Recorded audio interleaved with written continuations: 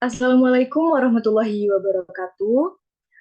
Baiklah, kami dari kelompok 7 Ergonomika kelas B akan melakukan presentasi terkait perancangan alat potong ergonomis buah nanas dengan prinsip antropometri. Next.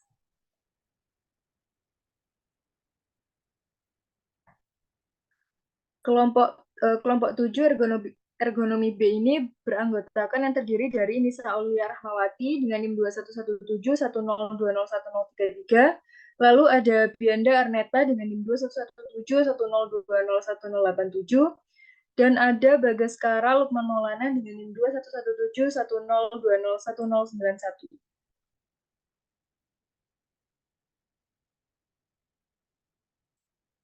Aspek pembahasan yang akan dijelaskan, yang pertama terdapat pendahuluan, dan yang kedua terdapat tujuan dan manfaat, yang ketiga terdapat pembahasan, dan yang keempat terdapat kesimpulan yang dibahas.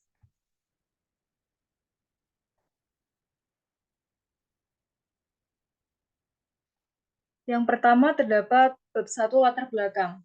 Indonesia merupakan negara yang kaya akan keragaman budaya, seperti banyaknya gunung berapi yang berdampak dengan kesuburan tanahnya, sehingga dihasilkan berbagai macam komoditas tanaman, salah satunya yaitu nanas. Nanas merupakan komoditas buah unggulan dengan jumlah ekspor yang termasuk tinggi di Indonesia.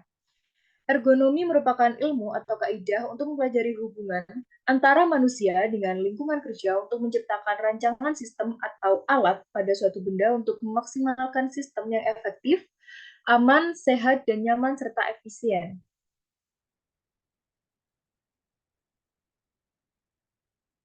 Tujuannya yaitu yang pertama, untuk mengetahui perancangan alat pemotong nanas yang ergonomis, yang kedua, untuk mengetahui data antropometri dalam perancangan alat pemotong nanas yang ergonomis, dan yang ketiga, untuk mengetahui analisis persentil dari perancangan alat pemotong nanas yang ergonomis.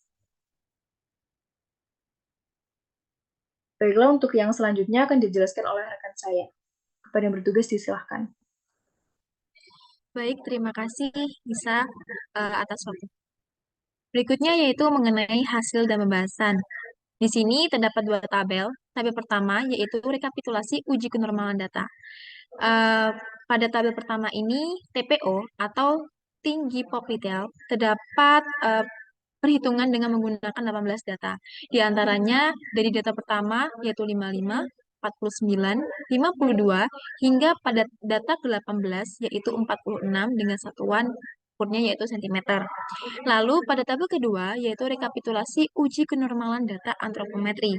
Di sini terdapat beberapa data dengan jumlah tiap data yaitu 18. Di antaranya yaitu tinggi poplitel, tinggi siku duduk, lebar telapak tangan, dan panjang telapak tangan dengan jumlah rata-rata dari tiap data. Di antaranya yang pertama 7,99, yang kedua 3,36, yang ketiga 9,24, dan yang keempat 10,79 dengan keterangan dari semua data yaitu cukup.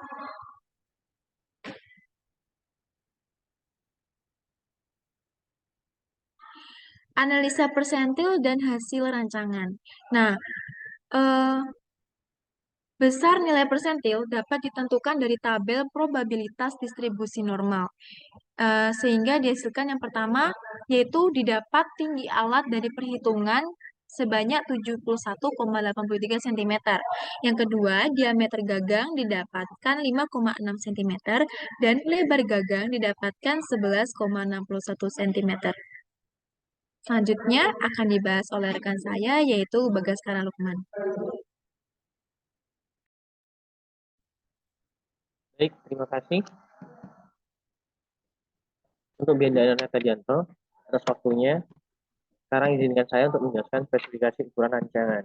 Di sini terdapat beberapa pada dimensi alat, terdapat beberapa ukuran yang dihitung seperti dari tinggi alat, lebar gagang, diameter gagang, subwoofer, puli, dan tinggi mesin motor listrik. Dan sedangkan dari dasar pengukuran, yaitu ada data antropometri tersendiri dari TPO plus TSD, lalu ada data antropometri LTT, ada juga PTT, dan juga disesuaikan dengan tinggi alat. dasar dari pengukuran tadi sabukti dan disesuaikan dengan standar pasaran. Juga disesuaikan dengan panjang sabukti serta disesuaikan dengan standar pasaran. Di mana didapat nilai untuk tinggi alat sendiri yaitu sebesar 71,83 dan lebar gagang sebesar 9,78, diameter gagang yaitu 5,6 cm, sabukti didapat 7,5 dan puli juga 24, tinggi mesin didapat 28 cm. Dan untuk persentil yang digunakan yaitu 50, 95, dan 50. Untuk dimensi dari masing tinggi, lebar, dan diameter yaitu 1,83 cm, 11,63 cm, dan 5,6 cm. Dengan perhitungan nilai dan dimensi yang sama pada sabuk puli yang tinggi mesin.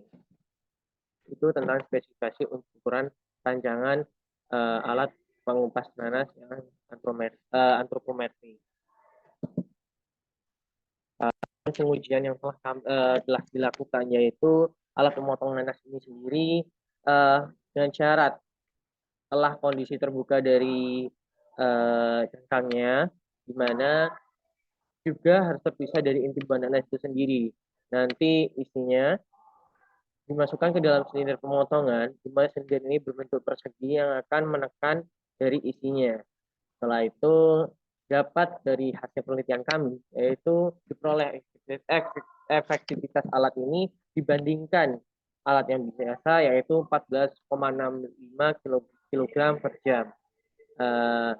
Sedangkan dengan efektivitas alat pemotong nanas hasil rancangan yaitu lebih efisien, dapat hingga sebesar 40,11 kg per jam. Dengan demikian alat hasil rancangan ini meningkatkan jumlah dari potongan yang alat lama dengan dirancang lebih efektif dapat meningkatkan jumlah sebesar 25,46 kg per jam atau peningkatan sebesar 173,74%. Maka dapat kami simpulkan yaitu hasil perancangan alat yang digunakan itu untuk dengan menggunakan perhitungan ergonomi seperti antropometri dan persentil bisa meningkatkan produktivitas dan menjadi perbandingan antara alat lama dengan alat rancangan. Saran dari kelompok kami yaitu rancangan ini masih harus dikembangkan lebih jauh karena sistem pemasukan buah nanas dengan model tertentu itu menjadi salah satu kendala dari alat ini. Maka dari itu perlu saran dan masukan dari teman-teman sekitar agar dapat mengembangkan alat yang lebih efisien. Terima kasih. Sekian dari kelompok kami. Mohon maaf jika ada salah kata dan perbuatan. Wassalamualaikum warahmatullahi wabarakatuh. Waalaikumsalam warahmatullahi wabarakatuh. Warahmatullahi wabarakatuh.